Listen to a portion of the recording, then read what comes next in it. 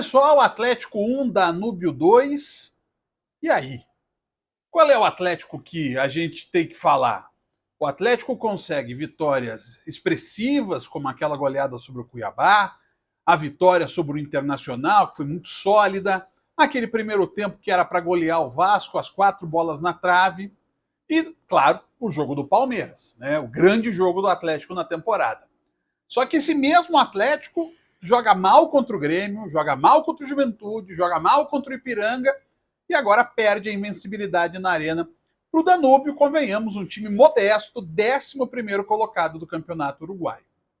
O que explica o time que vence o Palmeiras com a autoridade que venceu fora de casa perder dentro de casa por um time infinitamente inferior? E mais, o Atlético não chutou a gol praticamente no segundo tempo, quando perdia por 2-0. Para mim, tem 2 caminhos que vão se unir, como se fossem, né, ligados, juntados por uma das supercolas. O Atlético, até levar o gol aos 28 minutos do primeiro tempo, gol do Pintos, atacante da equipe do Danúbio, era um time que achava que resolveria a cada momento. Uma coisa, sou eu dizer que o Atlético é muito melhor que o Danúbio. Outra coisa é o torcedor dizer que o Atlético é muito melhor que o Danúbio. Outra coisa é o time achar que é muito melhor que o Danúbio. Mesmo que seja, não adianta, você tem que jogar com seriedade. O futebol é um dos poucos esportes em que a superioridade é transformada em gols. Se você não as transforma, essas superioridades, em gols, você corre risco. E foi o que o Atlético fez. O Atlético achou que resolveria a cada momento, e aí a gente ouve, claro, depois da entrevista, se fizesse esse gol, se fizesse aquele outro gol, a gente sabe que o Si não joga. E o Atlético deixou passar um tempo em que poderia já ter resolvido sim o jogo, mas é aquela coisa, não, eu vou aqui, eu resolvo, se não der agora, dá no próximo lance. Só que o próximo lance foi o gol do Danúbio. E aí o Atlético levou o clique, e aí vem a Supercola e une. Um pouquinho de salto alto com a má atuação. E dos 28 minutos do primeiro tempo até o apito final do árbitro colombiano, o Atlético jogou mal.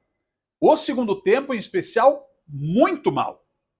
O Atlético fez toda uma mudança tática que eu não acho que foi necessária para justificar a escalação do Pablo com o Mastriani.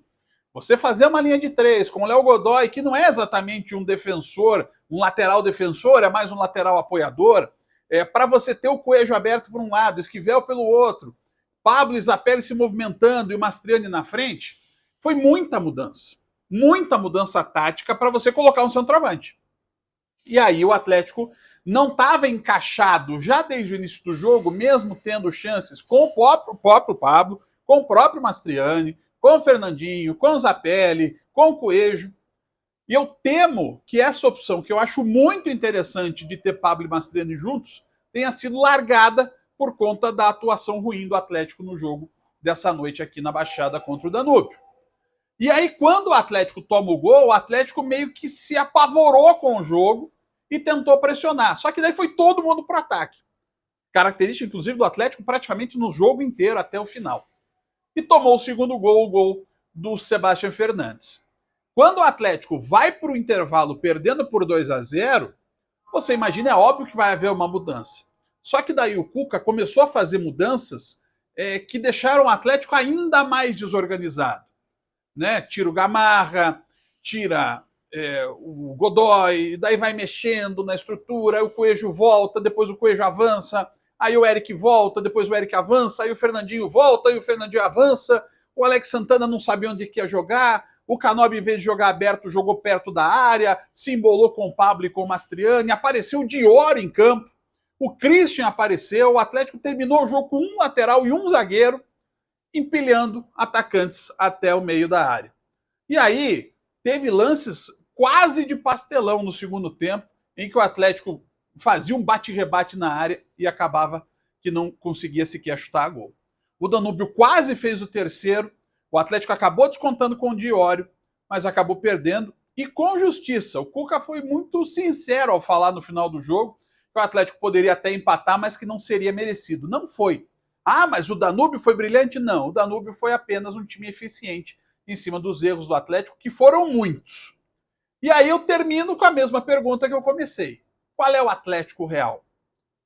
Eu ainda acredito que está mais perto do jogo do Palmeiras do que desse jogo. Só que a irregularidade tem que acabar agora. Não adianta um jogo espetacular e um jogo ruim. Ou um jogo bom e um jogo péssimo.